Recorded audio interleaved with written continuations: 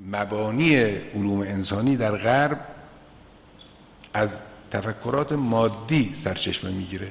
هر کسی که تاریخ رنسانس رو خونده باشه، دانسته باشه، آدماشو شناخته باشه، این رو کاملا تشخیص میده.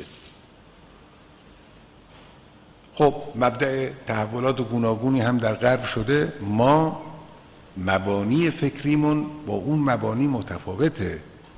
هیچ ایرادی هم نداره که ما از روانشناسی و جامعه شناسی و فلسفه و هر علوم ارتباطات و همه رشته های علوم انسانی که غرب ایجاد کرده، تولید کرده یا گسترش داده استفاده کنیم.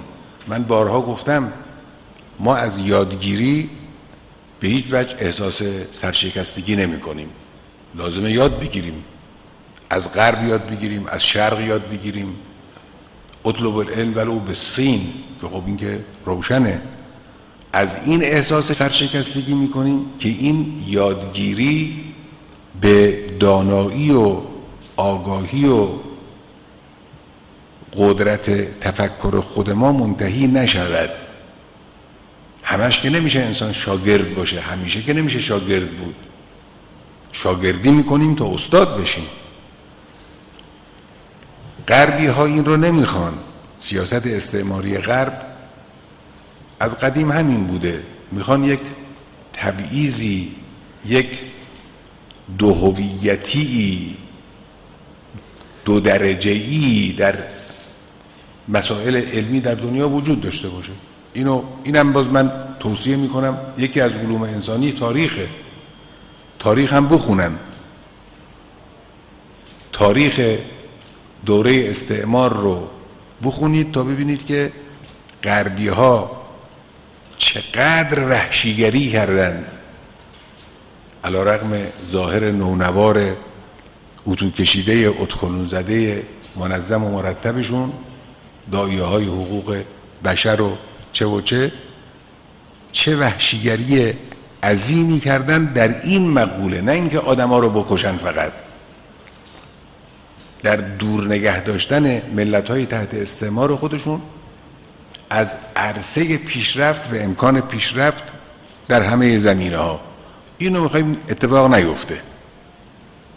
ما میگیم علوم انسانی را یاد بگیریم تا بتوانیم شکل بومی اون را خودمون تولید کنیم، ما این رو به دنیا صادر کنیم. بله اون وقتی که این اتفاق افتاد، اون وقت هر یک نفری که از اینجا میره، از مرزهای ما خارج میشه، این مایه امید و اتکای ماست. بنابراین ما میگیم در این علوم مقلد نباشیم. این حرف ما در زمینه علوم انسانی اینه. یک نکته، یکی از دوستان سوال کردن که امیرالمومنین فرمودن که رسوا کنید در اون نامه فرمان به مالک اشتر آدمهای سوء استفاده جو را شما گفتید که افشا نکنید. امیرالمومنین علیه السلام نفرمودن موردی که اثبات نشده این را افشا کنید. هیچ وقت چنین چیزی نیست در بیان امیرالمومنین و این قطعا از اسلام نیست.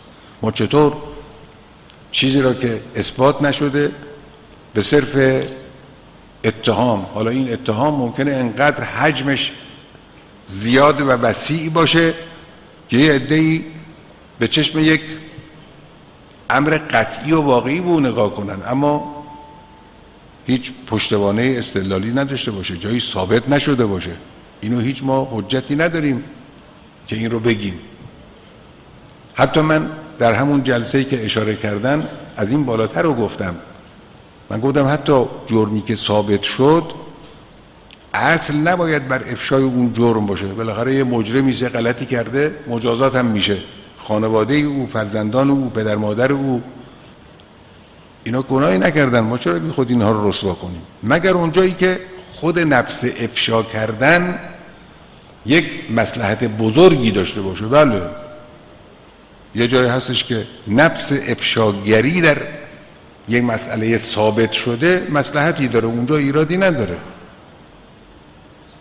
این منطق ماست. هیچ چیزی هم نه از امیرالمومنین علیه السلام و از هیچ یک از ائمه هدی علیهم السلام برخلاف این چیزی وجود نداره. ما واقعا حق نداریم افراد رو صرف گمان متهم کنیم، مشهور کنیم.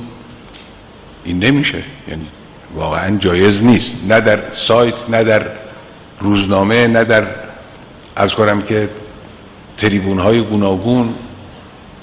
حیثیت افراد رو باید حفظ کرد. این هم یه نقطه